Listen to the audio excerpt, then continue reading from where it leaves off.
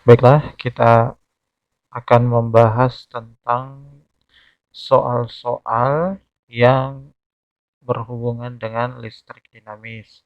Soal-soal yang kali ini yang kita bahas pada saat ini merupakan soal yang levelnya eh, rendah, ya, levelnya yang rendah atau masih sangat mudah. Saya sengaja memberikan soal yang mudah agar kalian dapat memahami materi dengan lebih baik untuk menyiapkan Anda mengerjakan soal-soal yang levelnya lebih tinggi atau soal-soal yang levelnya HOTS, ya, higher order thinking skill. Jadi supaya bisa sampai ke HOTS, ya Anda harus menguasai yang LOTS dulu, yang low order thinking skill, yang masih levelnya masih rendah. Ya, soal pertama, banyaknya muatan yang mengalir melalui suatu penghantar setiap satuan waktu. Apakah A. Hambatan, B. Tegangan, C. Kuat arus, D. Beda potensial, E. Daya listrik. Jadi banyaknya muatan, muatan lambangnya Q, yang mengalir melalui suatu penghantar setiap satuan waktu, T. Jadi Q per T itu disebut apa? Q per T itu ya sama dengan I, ya, arus, kuat arus, ya. Kuat arus kan adalah banyaknya muatan per satuan waktu. Jadi jawaban yang benar adalah C. Lanjut soal nomor 2.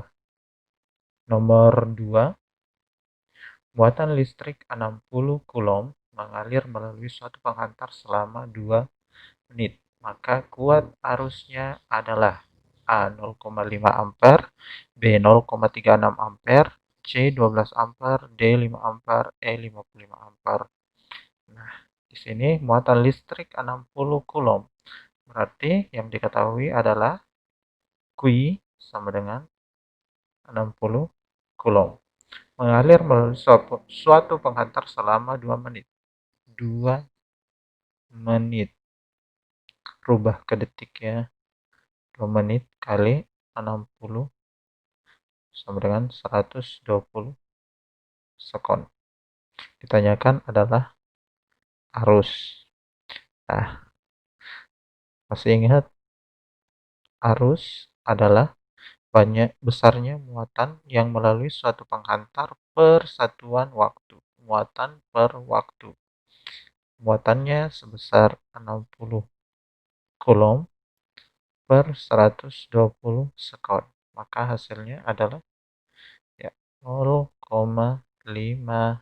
ampere.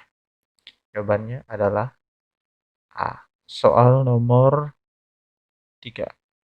Kuat arus 2 ampere mengalir melalui suatu penghantar selama 20 sekon. Maka muatan listriknya adalah, maka kuat arus I sama dengan 2 ampere mengalir melalui suatu penghantar selama 20 sekon.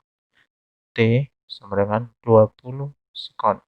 Maka muatan listriknya ditanyakan Q. Nah, pasti kalian sudah hafal. Q per T itu sama dengan I. Jadi untuk mencari Q berarti I dikali T. I-nya sebesar 2 ampere, T-nya 20 sekon. Berarti 2 dikali 20 hasilnya 40 coulomb. Jawabannya adalah D. Berikut ini adalah langkah-langkah yang harus dilakukan untuk mengurangi pemborosan energi listrik, kecuali. Nah, yang pertama, menggunakan lampu neon berdaya rendah. Dayanya rendah. Berarti kalau berdaya rendah berarti energi yang diserap persatuan waktunya itu kecil. Ya, kalau energinya kecil berarti dia hemat. Ya. Nah, berarti jawabannya bukan A. B. Menggunakan listrik berdaya besar. Berdaya besar berarti energinya besar. Berarti boros. Nah, jawabannya B. Lanjut ya. Mematikan lampu di siang hari ini hemat. Mengurangi waktu penggunaan listrik. Alat listrik hemat. Mematikan televisi saat ditinggal pergi hemat. Jadi jawaban yang paling tepat adalah B. Karena yang ditanyakan kecuali. Ini semua mengurangi pemborosan. Hemat semua. A, C, D itu langkah-langkah untuk penghematan energi listrik. Sedangkan penggunaan listrik berdaya besar itu boros. Ya, lanjut. Hambatan sebuah penghantar 60 ohm dan arus mengalir 0,5 ampere. Beda potensialnya adalah, nah ini soal dari soal hukum ohm. Jadi hambatan R sama dengan 60 ohm. Arus I sama dengan 0,5 ampere. Ingat, persamaan hukum ohm V sama dengan I dikali R. VIR. Ya. Ditanyakan beda potensial, berarti V ya yang ditanyakan. V. Tidak diketahui, berarti I-nya berapa? 0,5 dikali R. 60. Hasilnya 30 volt. Jawabannya adalah B. Lanjut soal nomor 6. Setrika listrik mempunyai daya 200 watt. Bila setrika dipakai 1 jam tiap hari selama 30 hari, maka energi listrik yang digunakan sebesar. Ya, yang diketahui adalah daya P sama dengan 200 watt. Bila setrika dipakai 1 jam, T sama dengan 1 jam selama 30 hari.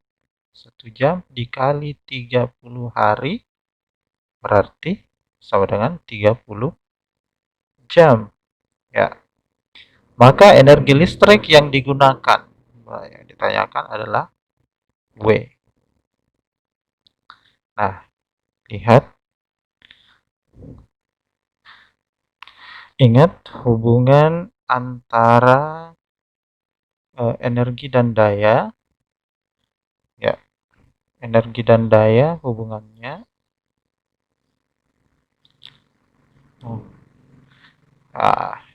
daya sama dengan banyaknya energi yang diserap per waktu. Ya. P sama dengan W per T. Nah, yang ditanyakan di sini adalah energi listrik. Jadi, energinya sama dengan P dikali T. Nah, P-nya sebesar 200 watt dikali waktunya 30 jam. 30 jam. Nah, mungkin kalian bertanya, kenapa waktunya tidak diubah menjadi sekon? Ya, biasanya energi listrik itu dihitung per jam. Jadi lihat dari satuannya di sini, kilowatt hour. Kilowatt jam. Kilowatt jam. Kilowatt hour berarti watt dikali jam. Bahasa Inggrisnya hour ya. Jadi watt jam. 100 kali 30 berarti 6.000. Ribu apa? Watt hour. Watt jam. Nah, satuan yang mau jadi jawabannya itu dalam kilo. Berarti 6.000 watt hour sama dengan 6 kilowatt hour. Dari watt hour ke kilowatt hour itu kan dibagi 1000, naik 3 kali berarti dibagi 1000. 6000 dibagi 1000 hasilnya adalah 6. Jadi jawabannya energi yang digunakan sebesar 6 kilowatt hour. Oke.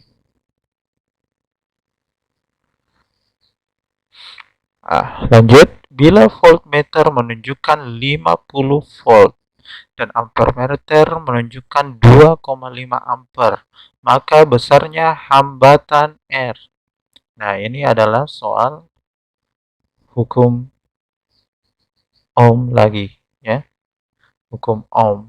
Jadi V-nya sama dengan 50 volt, ya. Voltmeter 50 volt dan ampermeter 2,5 ampere. Ampermeter kan alat ukur kuat arus listrik. Jadi I sama dengan 2,5 ampere. Jadi hambatannya sebesar R sama dengan V per I. Jadi ingat hukum Ohm itu V sama dengan I kali R. Nah, kalau mau cari R berarti ini ke bawah, ya. Berarti V per I. V bagi I 50 bagi 2,5. Ya, ini ada koma. Untuk menghilangkan komanya, ya masing-masing bisa dikali. Ini kali 10, ini kali 10. Di atas kali 10 berarti 500 per. Di bawah dikali 10 berarti 25. Ya, 500 bagi 25 hasilnya 20 ohm. Jadi jawabannya adalah D. Ya, begitu ya. Kawat A dan B terbuat dari bahan yang sama dan panjangnya sama. Bila luas penampang A 2 kali luas penampang B, maka. Nah, yang pilihannya ini semua menunjukkan dia meminta hambatan, nilai hambatannya, ya, nilai hambatan. Oke. Lihat soalnya kembali. Kawat A dan B terbuat dari bahan yang sama. Bahan yang sama berarti itu menunjukkan hambat jenis yang sama. Hambat jenis lambangnya adalah Rho. Berarti Rho A sama dengan Rho B. Lanjut, panjangnya sama. Panjangnya sama berarti panjang A sama dengan panjang B. Bila luas penampang A 2 kali luas penampang B, berarti luas penampang lambangnya A. Luas penampang A sama dengan 2 kali luas penampang B. Ditanyakan hambatan. Nah, rumus hambatan, ingat, hambatan itu adalah R sama dengan Rho kali L bagi A. Nah, di sini kita mau membandingkan R A dan R B. Jadi R A banding R B sama dengan bikin garis mendatar yang panjang. R A berarti Rho-nya A kali L-nya A dibagi A-nya A per Rho-nya B kali L-nya B bagi A-nya B.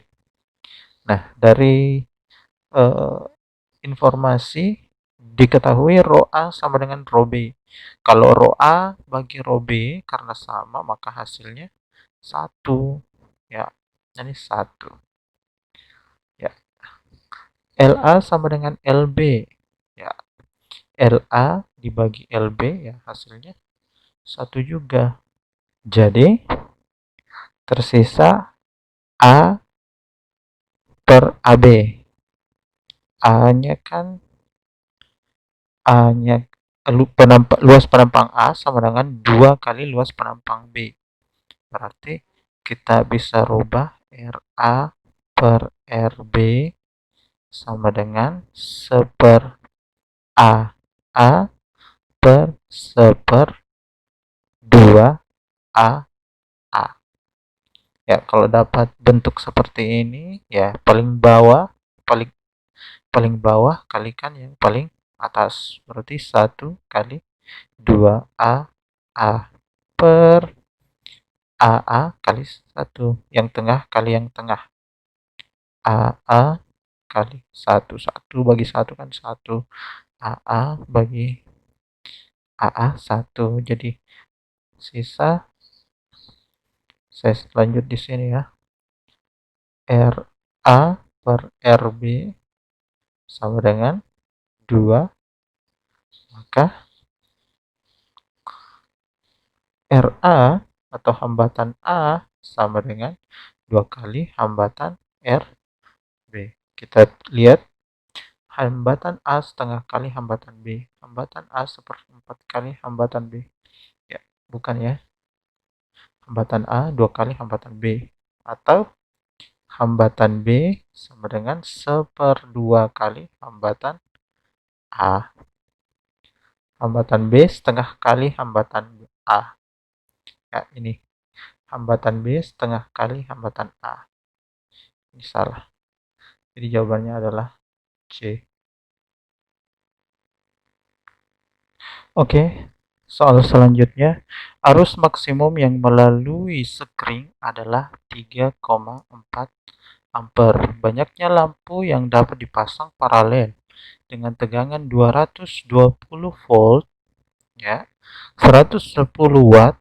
Ini adalah menunjukkan daya P. Agar sekring tidak putus adalah berapa lampunya? Apakah 8, 7, 6, 5, dan 4? Nah, jadi yang diketahui adalah arus maksimumnya sebesar 3,4 ampere. Lalu tegangan sebesar 220 volt. Ini adalah tegangan. Lalu dayanya setiap lampu itu 110 watt. Nah, yang pertama kita cari adalah, ya, berapa nilai R untuk satu buah lampu. Nah, ingat rumus daya yang menggunakan R itu, ya, ada P sama dengan V kuadrat per R, ada P sama dengan I kuadrat R. Ya, jadi yang paling cocok ini ya, P sama dengan V kuadrat per R. Ya, jadi P sama dengan V kuadrat per R. Maka nilai R sama dengan V kuadrat per P. V kuadratnya itu 220 kuadrat per 110. 220 kali 220, jadi diuraikan ya. 220 kali 220 per 110. 220 bagi 110 itu kan 2. 2 kali 220 kali 2 itu hasilnya adalah 440. Jadi sebuah lampu akan memiliki hambatan sebesar 440 ohm. Setelah itu kita lanjut mencari R, ya, R total yang akan menghasilkan arus sebesar 3,4 ampere. Jadi kita pakai hukum Ohm, ya. Hukum Ohm, R sama dengan V per I. Nah, V-nya adalah 220 volt, I-nya adalah I maksimum 3 3,4 ampere. Hasilnya adalah sebesar 55 ohm. Jadi, jika tegangan 220 volt, ya, untuk menghasilkan arus sebesar maksimum 3,4 ampere dibutuhkan hambatan sebesar 55 ampere. Sekarang kita mau tahu berapa banyaknya lampu yang memiliki hambatan masing-masing sebesar 440 ohm. Kalau dipasang paralel akan menghasilkan hambatan total sebesar 55 ohm. Maka hambatan total untuk rangkaian paralel, ya, itu kan 1/RT sama dengan 1/R1 tambah 1/R2 tambah seterusnya. Nah, 1/RT, ya, R totalnya kan tadi 55 ohm. 1/55 ohm. Nah, R1, R2, dan R3, ya, yang jumlahnya tidak diketahui itu sama besar semua, sebesar 440 ohm. Jadi saya bisa menuliskan jumlah lampunya N dikali 1/R satuannya, R1 lampu 440 ohm. Jadi bisa disederhanakan 1/55 sama dengan N kali N per 440. Nah, kita kali silang, ya, 440, 1 kali 440 sama dengan 440 sama dengan 55 N. Jadi N-nya sama dengan 440 bagi 5. Hasilnya adalah 8 buah. Jadi, ya, itu saja dulu. Terima kasih. Sampai jumpa di video pembahasan soal selanjutnya.